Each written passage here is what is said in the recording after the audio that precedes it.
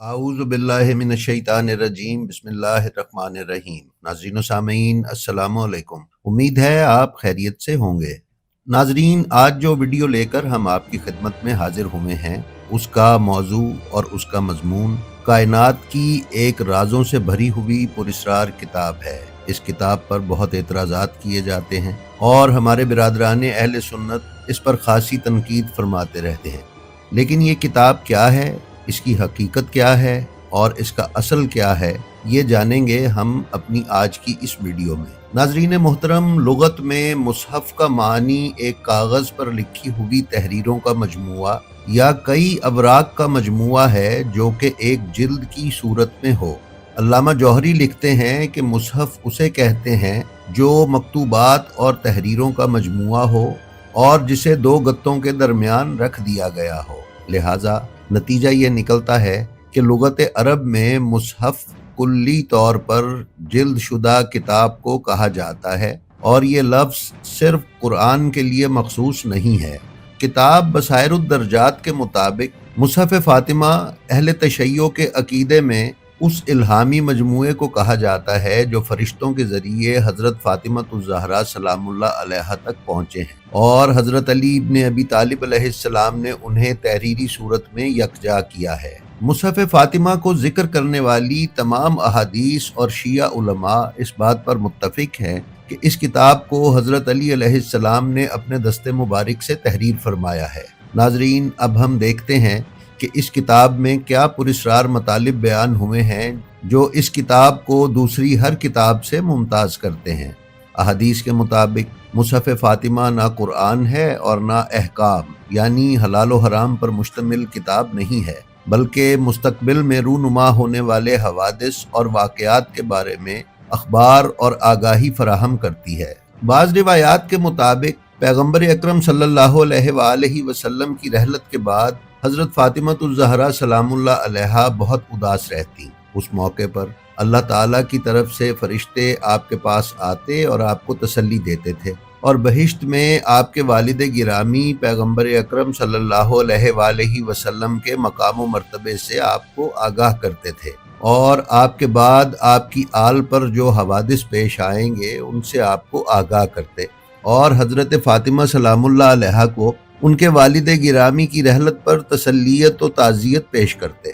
इसी तरह अबू उबैदा इमाम सादिक अलैहिस्सलाम से नकल करते हैं कि हज़रत फ़ातिमा सलामुल्लाह अलैहा अपने बाबा के बाद 75 दिन तक जिंदा थीं। उन दिनों में अपने वालिद की जुदाई में शिद्दत से गमगीन थीं। जिब्राईल उनकी खिदमत में हाजिर होते थे और उन्हें वालिद की ताज़ियत पेश करते थे और उनकी दिलजोई करते थे और उनके वालिद और उनकी जलालत और उनके मकाम की उन्हें खबर देते थे, जबकि हज़रत अली अलैहिस्सलाम उसको लिखते जाते थे और यही है मुसहफ़ फ़ातिमा। नाज़रीन, सही रिवायात में आया है कि फ़रिश्ते हज़रत फ़ातिमा सलामुल्लाह अलैहा को खबरें देते थे उन मज़ालिम की जो उनकी ज़ुर्रियत पर होने वाले थे। इसके अलावा हम्माद बिन उस्मान की हदीस में इमाम सादिक अलैहिस्सलाम से नकल किया गया है कि हज़रत ने फरमाया, जान लो कि मुसहफ़ फ़ातिमा में कोई हलाल व हराम नहीं है, बल्कि इसमें उन बातों का इल्म है जो आइंदा होने वाली हैं। एक रिवायत में इमाम सादिक अलैहिस्सलाम से ही नकल हुआ है कि आपने फरमाया, कोई भी नबी या वसी नहीं है मगर ये कि उसका नाम एक किताब में मौजूद है जो मेरे पास है, यानी मुसहफ़ फ़ातिमा। नाज़रीन, कुछ रिवायात में इमाम सादिक अलैहिस्सलाम से कुछ इस तरह नकल हुआ है कि मुसहफ़ फ़ातिमा तो आने वाले उमूर का इल्म है और उसमें क़यामत तक हुकूमत करने वाले लोगों का नाम है। दूसरी हदीस में उनके नामों और उनके आबा व अजदाद के नामों की तरफ इशारा हुआ है। नाज़रीन, इसी तरह की एक और रिवायत इस किताब के इसरार व रुमूज़ से पर्दा उठाती है। अबू बसीर रिवायत करते हैं कि मैंने इमाम मोहम्मद बाक़िर अलैहिस्सलाम से मुसहफ़ फ़ातिमा सलामुल्लाह अलैहा के बारे में दरियाफ़्त किया। इमाम ने फरमाया, ये किताब हज़रत फ़ातिमा सलामुल्लाह अलैहा पर उनके वालिद की वफ़ात के बाद नाजिल हुई। मैंने पूछा, क्या इसमें कुरान का कोई हिस्सा मौजूद है? इमाम ने फरमाया, इसमें कुरान का कोई हिस्सा नहीं है। मैंने कहा, तो फिर इस किताब की तफसील बयान करें। इमाम ने फरमाया, ये किताब 2 जिल्दों पर मुश्तमिल है जो सुर्ख रंग के ज़मुर्रद से बनी है। اور اس کی شکل طولانی اور عریض ہے۔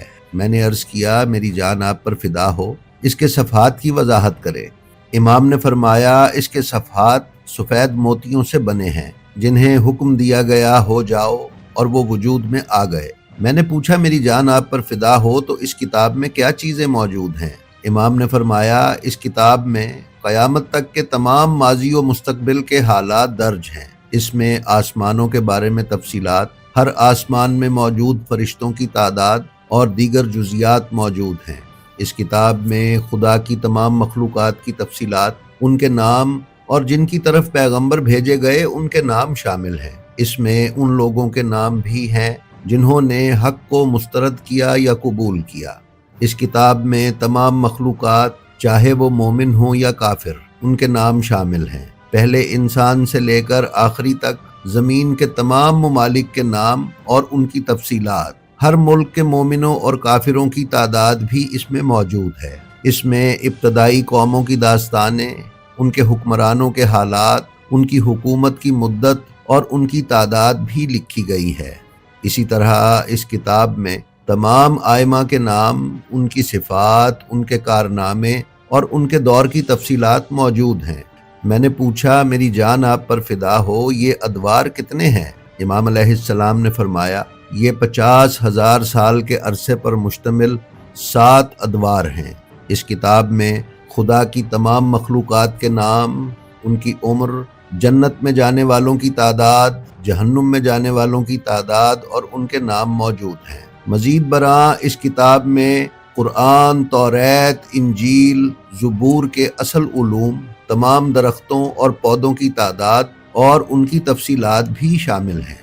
ناظرین، کتاب بصائر الدرجات میں مرقوم ہے کہ امام صادق علیہ السلام نے ولید بن سبی سے فرمایا میں نے مصحف فاطمہ کو دیکھا ہے، اس میں فلاں کی اولاد کے لیے جوتیوں کی گرد سے زیادہ کچھ نہیں ہے۔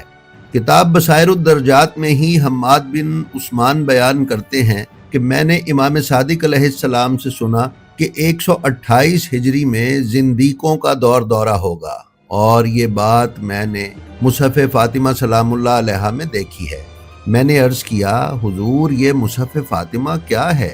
تو فرمایا کہ رسول اکرم صلی اللہ علیہ وآلہ وسلم کے انتقال کے بعد جناب فاطمہ بے حد محزون و مغموم تھیں، اور اس غم کو سوائے خدا کے کوئی نہیں جان سکتا تھا۔ تو پروردگار عالم نے ایک فرشتے کو ان کی تسلی و تشفی کے لیے بھیج دیا جو ان سے باتیں کرتا تھا۔ انہوں نے اس امر کا ذکر امیر المومنین علیہ السلام سے کیا تو آپ نے فرمایا کہ اب جب کوئی بھی آئے اور اس کی آواز سنائی دے تو مجھے مطلع کرنا۔ تو میں نے حضرت کو اطلاع دی اور آپ نے تمام آوازوں کو محفوظ کر لیا اور اس طرح ایک صحیفہ تیار ہو گیا۔ پھر فرمایا اس میں حلال و حرام کے مسائل نہیں بلکہ قیامت تک کے حالات کا ذکر ہے۔ ناظرین، بہت سی احادیث کے مطابق مصحف فاطمہ ائمہ اہل بیت سلام اللہ علیہم کے یہاں ایک میراث کی طرح یکے بعد دیگرے، یعنی پہلے امام سے بعد والے امام تک منتقل ہوتا رہا۔ بعض احادیث میں اس مصحف کے حامل ہونے کو امامت کی نشانیوں میں سے قرار دیا گیا ہے، کیونکہ مصحف فاطمہ ایسے حقائق کا مجموعہ ہے جسے خدا کے فرشتوں نے حضرت فاطمہ سلام اللہ علیہا پر نازل کیا اور حضرت علی نے اسے تحریر فرمایا ہے۔ ناظرین، اس وقت یہ مصحف 12ویں امام حضرت امام مہدی علیہ السلام کے ہاں موجود ہے۔ ایک اور روایت میں آیا ہے کہ محدثین کی ایک محفل میں امام صادق علیہ السلام تشریف فرما تھے۔ محدثین میں سے ایک نے عبداللہ بن حسن کی جانب سے بنی حسن کی امامت کا دعویٰ کرنے کی طرف اشارہ کیا۔ امام صادق علیہ السلام نے کچھ مطالب بیان کرنے کے بعد اپنے سینے پر ہاتھ رکھ کر فرمایا خدا کی قسم، اسرار نبوت، پیغمبر اکرم صلی اللہ علیہ وآلہ وسلم کی تلوار اور زرہ ہمارے پاس ہے، اور خدا کی قسم مصحف فاطمہ ہمارے پاس ہے۔ ناظرین، بعض تحریروں سے واضح ہوتا ہے کہ برادران اہل سنت یہ خیال کرتے ہیں کہ شیعہ یہ عقیدہ رکھتے ہیں کہ قرآن کی بعض تحریف شدہ اور حذف ہونے والی آیات مصحف فاطمہ میں موجود ہیں۔ اس بنا پر ائمہ معصومین اس مصحف میں قرآن کی کسی آیت کے موجود ہونے کا سختی سے انکار فرماتے تھے۔ ایک حدیث میں امام صادق علیہ السلام سے مروی ہے کہ خدا کی قسم مصحف فاطمہ ہمارے پاس ہے اور اس میں قرآن کی ایک آیت بھی نہیں ہے۔ ایک اور روایت میں ہی آپ نے فرمایا مصحف فاطمہ اس قرآن سے 3 گنا بڑا ہے جو تمہارے پاس ہے، اس میں قرآن کی ایک آیت بھی نہیں ہے۔ اس کے علاوہ شیعہ ائمہ اور تمام شیعہ علماء نے یہ متفقہ طور پر اعلان کیا ہے کہ تمام شیعوں کا عقیدہ ہے کہ یہ کتاب قرآن مجید سے مختلف ہے اور یہ قرآن مجید کے مقابلے میں کوئی دوسرا قرآن شمار نہیں ہوتا۔ یاد رہے کہ ائمہ معصومین پر نازل ہونے والی وحی قرآن کی صورت میں پیغمبر اکرم صلی اللہ علیہ وآلہ وسلم پر نازل ہونے والی وحی سے مختلف تھی۔ بس یہ عقیدہ رکھنا کہ ائمہ پر وحی نازل ہوتی ہے تو اس کا مطلب یہ ہے کہ شیعہ ائمہ کی نبوت پر ایمان رکھتے ہیں، غلط ہے۔